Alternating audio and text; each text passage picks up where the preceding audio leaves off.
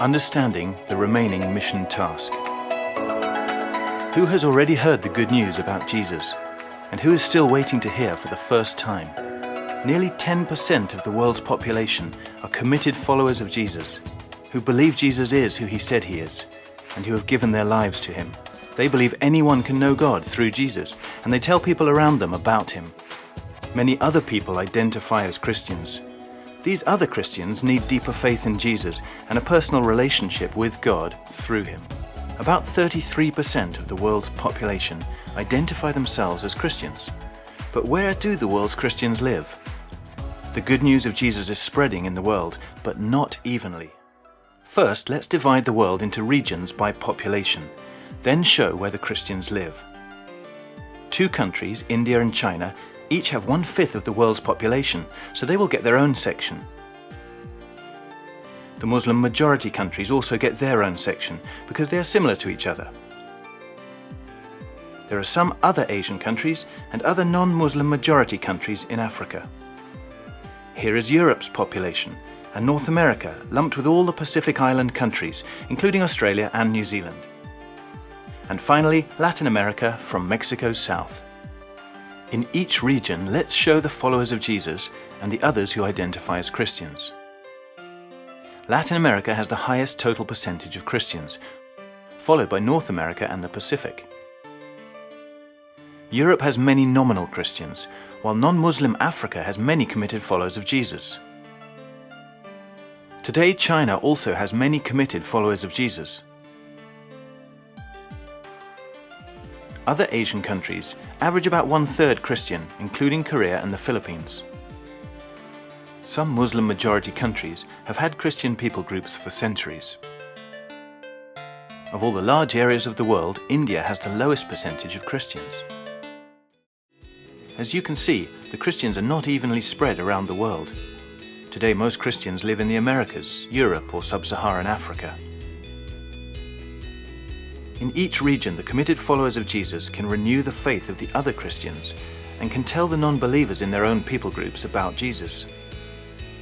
Let's call these people culturally near non-believers and show them as green. These non-believers are their relatives, neighbors, and co-workers who speak, eat, and dress like them. In China, hundreds of millions of non-believers are now culturally near to followers of Jesus. 40% of the world's non-believers have many Christians in their own people groups who can reach out to them without learning a new language or culture.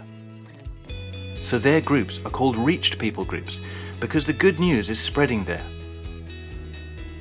Believers in China have a challenging job to share the gospel with so many non-believing relatives and neighbors, yet thankfully they can do it in their own language. In the reached people groups, committed followers of Jesus can encourage the other Christians in their families and communities to become fully committed to Jesus. They can also tell the many culturally near non-believers in their own people group about Jesus without learning a new language and culture. Many people in the world live in other ethnic groups which have almost no followers of Jesus who belong in their communities and know their language. They have no chance of learning about new life in Jesus from someone within their own people groups. 60% of all non-believers in the world have few followers of Jesus in their own people group. They are culturally distant from believers. Let's show these culturally distant non-believers in blue. Most of them live in India, Muslim majority countries in Africa and Asia, or other parts of Asia. They need believers from other people groups to come learn their language and culture and tell them about Jesus. They live in unreached people groups, distinct ethno-linguistic people groups made up of less than 2% followers of Jesus and less than 5% other Christians. Which unreached peoples are the frontier peoples? Some culturally distant non-believers have so few believers that they have no chance of hearing about Jesus from people they know. Let's use a darker color of blue to show those with less than 0.1% Christian in their own people group. About 1/4 of the world's population live in frontier people groups, and over 95% of them are in India and Muslim majority countries. these frontier people groups have no movement to Christ and no breakthrough of indigenous faith. Now is the time to unite what we know with what we do. So we know that the reached people groups have lots of followers of Jesus who can tell them about Jesus. But guess what? We send 30 times as many cross-cultural Christian workers to them as we do to the people in unreached people groups. 30 to 1. These workers are not just going out from the West, they're going from everywhere to everywhere. But most of them are sent to work with other churches in their training or outreach programs.